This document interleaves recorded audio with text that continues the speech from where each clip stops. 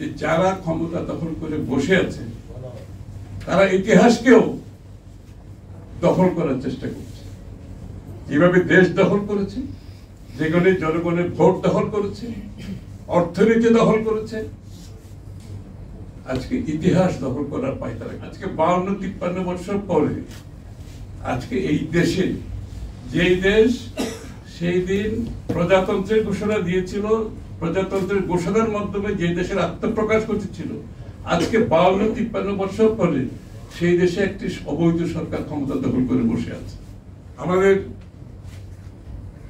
স্বাধীনতা যুদ্ধের যে মাইল ফলক গুলো আছে, আপনি তো কোনো মাইল ফলককে বাদ দিতে পারবেন না এখান থেকে।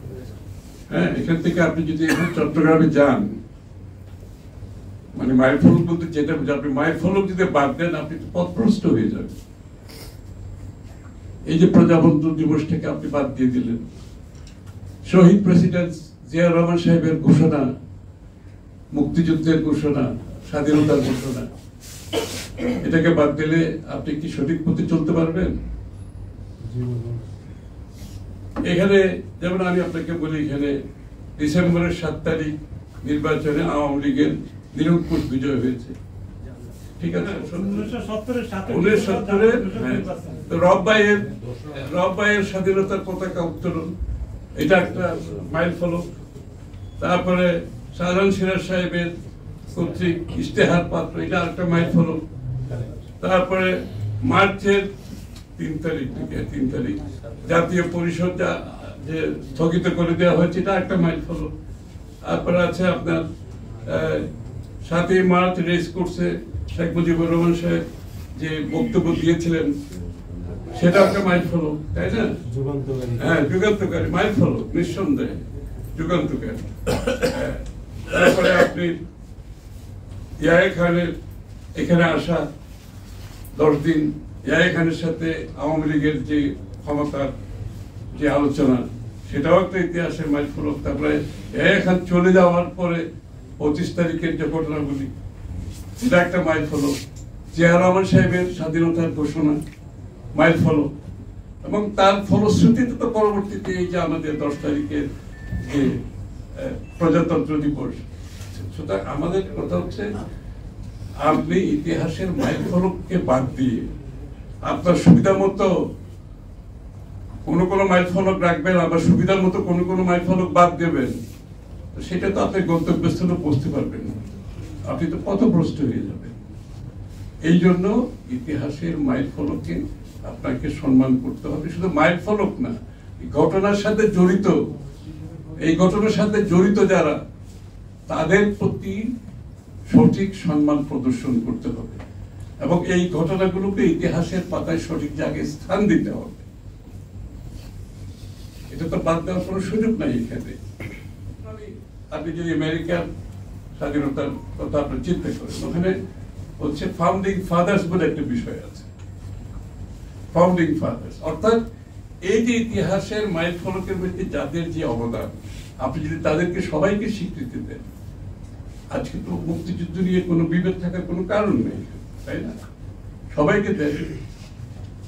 ফাউন্ডিং ফাদার্স বলে একটা কথা আছে, এটা তো আমরা চিন্তা করতে পারি বাংলাদেশে, অবশ্যই চিন্তা করতে পারি না?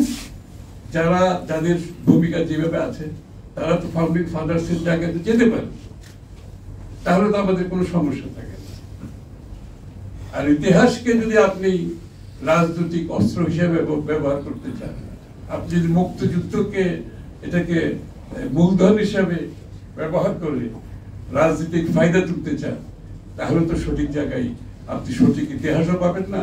এবং মুক্তিযুদ্ধের যে আমাদের যে চেতনার জায়গা, যে আকাঙ্ক্ষার জায়গা, যেটা আমাদের ফাউন্ডেশনের জায়গা, তাহলে সেটা তো আমাদের কাছে কারো কাছে এটাকে একটা বিভ্রান্তির মধ্যে রাখার কোনো সুযোগ নেই আমাদের।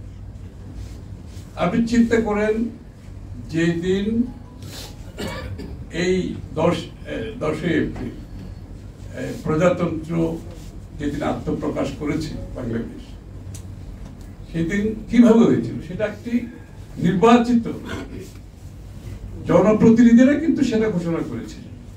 সেটা শুধুমাত্র যে কোনো কয়জন নেতা ওখানে দাঁড়িয়েছিল তা না, ওরা কিন্তু নির্বাচিত সবাই।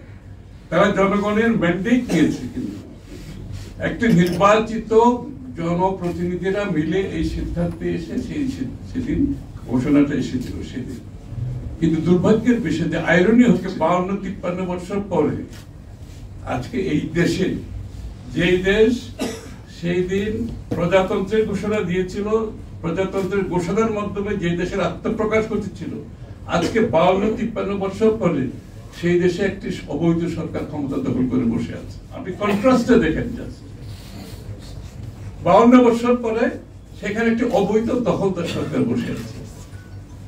এর থেকে আইরনি, এর থেকে দুর্ভাগ্য কোন দেশের হতে পারে না। এবং এই জন্য যে যারা ক্ষমতা দখল করে বসে আছে তারা ইতিহাসকেও দখল করার চেষ্টা করছে।